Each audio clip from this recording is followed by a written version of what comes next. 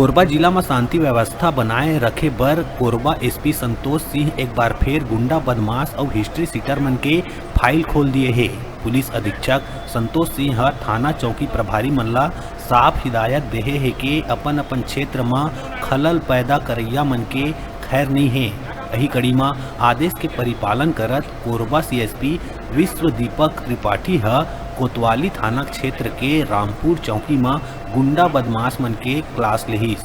नगर police अधीक्षक त्रिपाठी निगरानी बदमाश मन ला साफ लफ्ज में बोलिस के अपराध में बढ़ोतरी होही तक खैर नहीं है। जिला में रहना है ता अमन चैन ले जीना है। बदमाशों को रामपुर चौकी में बुलाया गया। ये मेरे सब डिवीजन के गुंडा बदमाश हैं, जिसमें भी 28-30 लोग उपस्थित हुए हैं। कुछ बाहर गए हैं, उनको फिर से बुलाया जाएगा और इनको समझाइश दी गई है कि या तो आप सुधर जाइए, नहीं तो सुधार दिए जाएंगे।